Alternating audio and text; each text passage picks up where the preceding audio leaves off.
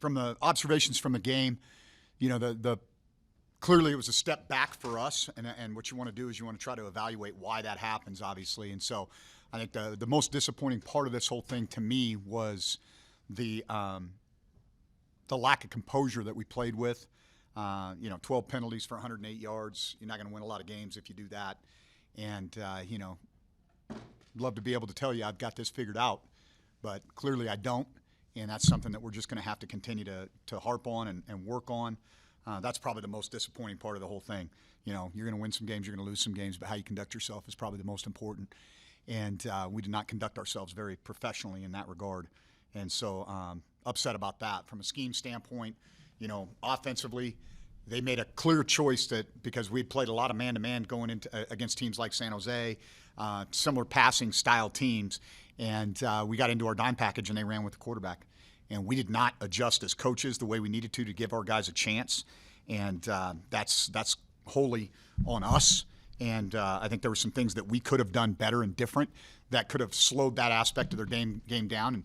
And then we can see, hey, can we cover these guys or not down the field? When they rush for 242 yards, that's not going to be good for us. The reality is they won time of possession and the rushing yards. That's something that we have to do to be able to be in games, and that kind of got away from us. We gave up 2 scores early. That kind of changed our mindset a little bit on offense, but probably the biggest thing that had an effect was we lost some guys. We lost some runners and some tight ends. And in the second half of the game, with the way we game plan, it's so specific to personnel groups that we kind of had to flush a lot of our call sheet. And that kind of put us into a situation where we ran more tempo, which is not necessarily what we do. We operated it pretty well, but we weren't able to finish drives. We weren't able to convert some 4th downs to stay on the field and help protect our defense. And that's been one of the things that, we've done to help ourselves have a chance to win. And so, as I told the guys this morning, this is, we can look at this a bunch of different ways, but the reality is we got beat up pretty good on the island, and we got to tip our hat to Hawaii, and we got to internally look, both coaches and players, at what we didn't do well in terms of preparation, and that includes how we travel and all those things. And so all of those things are we're mindful of those things, but obviously we got to push forward, and so that's what we did this morning. Starting to look at Colorado State, it's interesting to see kind of the transformation that they've made on offense. They're not really air raid. They really lean a lot more 12 personnel, a lot of outside zone, boot off of that, play action shots off of that. That's the core of what they've done on offense for the majority of the season. Obviously, they've got their, Horton, one of their primary targets is down for the year, but they still have really good talent and good speed at the wide receiver position that can be showcased within their offense. On defense, they're very stout up front. I think they're similar to Fresno State in terms of their talent level and what they have at the line of scrimmage and at the linebacker position. They've got really veteran guys at safeties that are excellent tacklers and do a nice job of fitting in the run game. And they're aggressive on special teams. They took their second punt return back for a touchdown, and that was a big part of their success last week against New Mexico. And so ultimately, hey, no excuses. We're grateful for an opportunity to go compete again this week, and I'm happy to take any questions.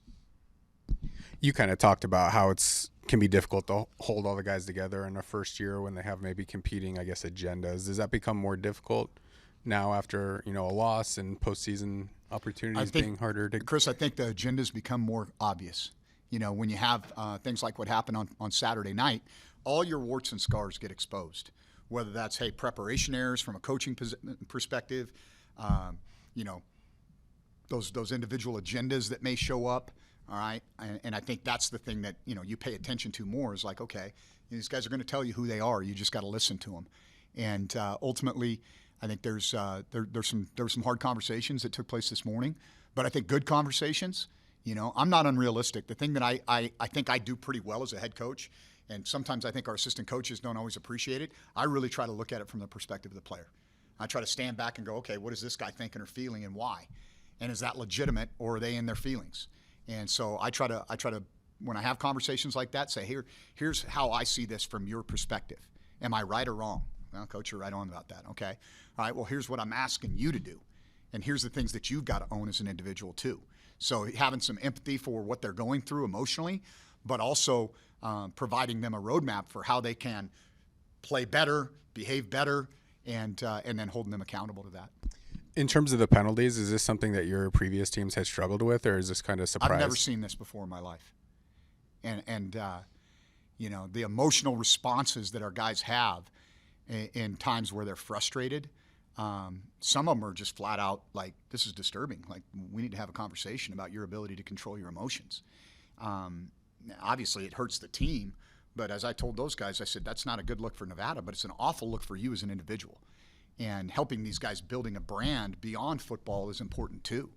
And so that's something that's been an eye-opener to me, and I don't know that we're going to be able to fully fix this right now. This is going to be moving into the off season, something that we're going to have to, clamp down on and really kind of reassess how we're providing discipline and structure to these guys on a day-to-day basis, so that when we get into these situations, and some of it is, and some of the speed dating that you do in the portal, you don't have the same ability to really dig in on how guys are wired and what some of the holes in their game are. And sometimes those holes are lack of impulse control. And that's one thing that, clearly I'm aware of and I'm tuned into and trying to coach that out of them. But I think that that's going to be a longer-term thing. And it's also come down to recruiting, is making sure that we're doing our homework and our due diligence on, all right, why is this guy leaving this place, and what were some of the holes in his game, and not taken for, you can't take for granted. I mean, everybody's got an agenda in this. If it's a 4-4 transfer, that other school wants them off their books because they got to carry that number if they don't find a home for that kid. So you're not going to get honest information all the time. Even if you know somebody, they're still going to have an agenda. And we've got to be aware of that, and we've got to do a little bit more homework on some of these guys to make sure that these are guys that we want in our program. And that's going to be an emphasis for us, obviously, moving forward. What can you do just this year to try and shore that up so that's not a problem over your guys' final 4 games, or as large of a problem as it's been? I think there's plenty of evidence out there that it's not good for the individual or our organization. And if individuals continue to do that, then, hey, we got to move forward. They've got to find another home, or they've got to, they've got to sit on the sideline and watch other guys do it until they can figure out how to control their emotions and play the game the way it's supposed to be played. I'm not going to ask you to go through an injury list given how many injuries you had. That's probably a good idea, because I'm not going to talk about it. Are there guys who got injured in this last game that you think will not be available this week? Or? That's certainly a possibility, yeah. And the one thing I want to make sure we understand, and I appreciate you understanding that I'm not going to address the individual injury situation. To me, that's an excuse. I don't want to get up here and say, well, gosh, woe is me.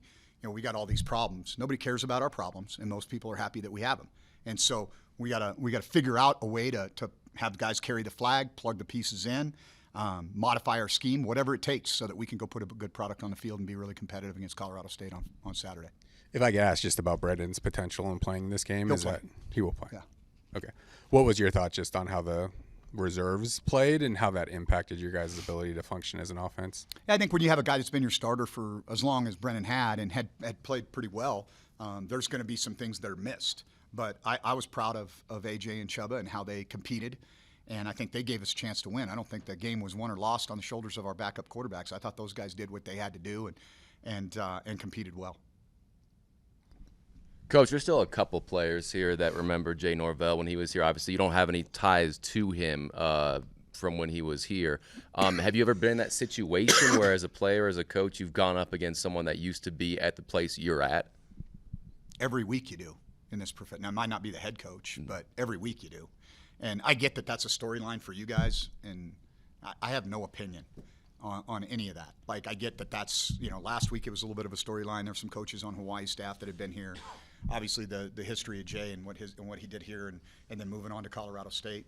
Like, I really don't know Jay outside of meeting him at Mountain West Media Days.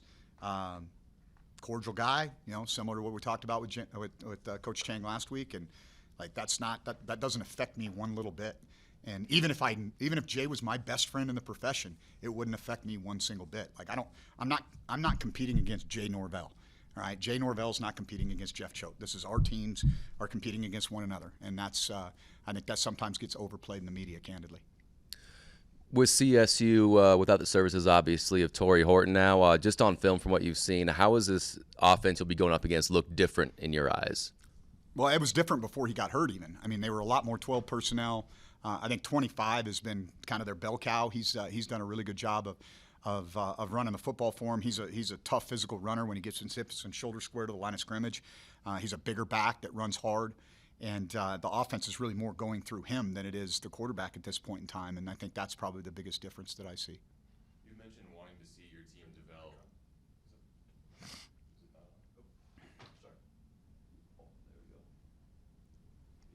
to go? Okay. You've mentioned wanting to see more poise from your team. Where does the development of poise come from? Yeah, I try to model that for the most part, you know. I mean, obviously when there's a bunch of flags, you know, I'm trying to have conversations with the official, but, you know, down in and down out, I think I kind of keep the same demeanor. And that's one of the things I challenged. I said, do you think I don't want to lose my mind on stuff? I do. But I understand that's not what's best for the team in the moment. And that's a part of their responsibility as individuals is to play the next play. And if we get too hung up on what just happened, we're not going to be able to compartmentalize what we need to in the moment. And so I can talk till I'm blue in the face, but some of these guys are just going to have to go. And that's the reality of it. Go as in no longer be on the roster? Well, some of them won't be if they can't change their behavior, you know, and that might not be now, that might be in 4 weeks. But the evolution of football rosters are ongoing. You see it already this year with guys that are opting out or going to the portal or whatever, and we're going to be no different. I mean, we've got to, you know, win them over or weed them out. That's the process that we're going through, and I can't be. I think I've mentioned this before in these settings. Is, you know, I was not unrealistic or naive about the job that we had in front of us here. Like this is real hard work. This is heavy lifting that's going to be done. And one of the things you don't know is all your issues until you go into games. And you go through games, you get a body of work, and hey, these are problems that we didn't address within our off season or a preseason, and now clearly they've got to be addressed to a more significant level.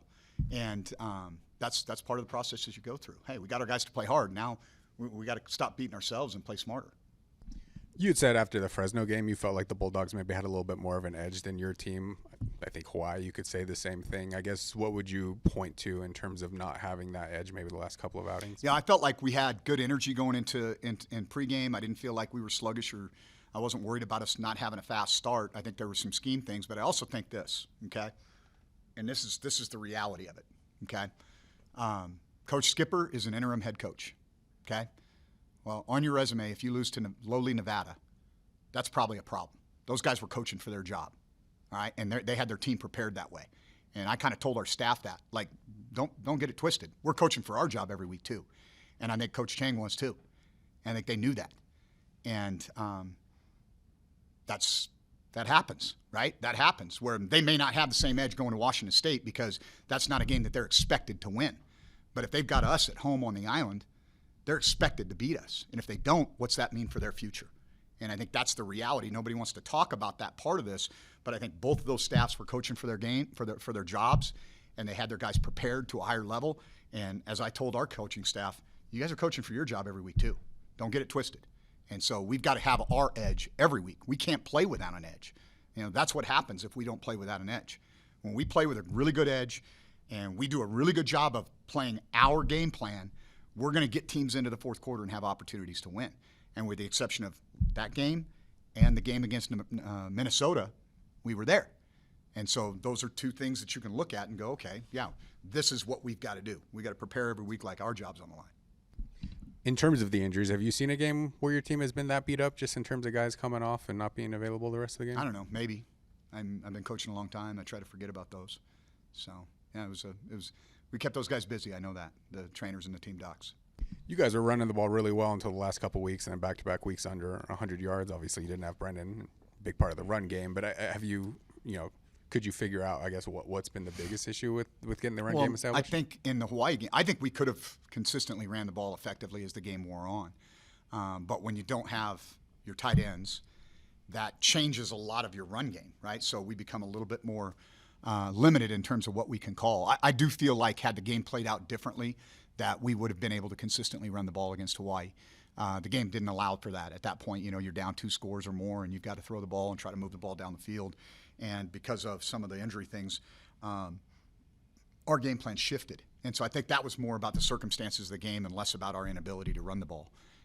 But that's still a key for us to be in games is, to control the time of possession and keep our defense fresh. If our defense has to play more than 70 plays, it's going to be a problem. I mean, given that the personnel might be fluid based upon who's available this Saturday, I mean, is that a challenge for the staff trying to figure out what you guys can do, which might be a little bit different than what you've done up to this point in the season? Yeah, I think it is. I think it's a fun challenge, right? And, you got all these guys that have been waiting for their opportunities, and now that opportunity is present. And so I'm hopeful that we'll see some guys step into some roles that they've been working towards and own those roles. And I'm excited to see as a staff, what we come up with to be able to maximize the playmakers that we have on both sides of the ball and in the kicking game, and maybe cover up some deficiencies that we might have. And so that's what we do as coaches. We try to put together a plan that's going to give us the best opportunity to win. It seems like getting to the postseason at this point is going to be very difficult. I guess what's the message to the team just in terms of what can still be achieved over the last month of the season, what you guys need to do to be ready for season 2 when it arrives? Yeah, I don't really look at it like hey, what do we do? I mean, I'm looking at it this week. Like I've got to get these guys mentally, physically, emotionally prepared to go play really hard. And then we're going to have to do the same thing the next week. Then we catch our breath, and then we go do it 2 more times, right? So yes, am I looking, hey, what do we got to do as we move forward? I'm always looking around the corner. I'm always trying to figure out how do we build our offseason the right way? What are the holes in the roster that we've got to go address? I'm thinking about that. But in the moment, all I got to think about is, okay, let's go watch practice tape. Let's have conversations about game plan. Let's get ready to go have a really good practice on Tuesday. Like if I don't do that, I'm not one that's going to throw a season away or anything like. Man, I'm here to serve these kids in this university and that program, and to do that, I have to be 100% present in the moment, and I can't worry about other things. So not like a situation where it's like, let's play the young guys a little bit more just because let's see what we have. I don't even think we have that many young guys. That's part of the modern evolution of a roster, right? And so there'll be some young guys that'll get opportunities based on the circumstances, but that's not a, hey, we're just moving on type of situation.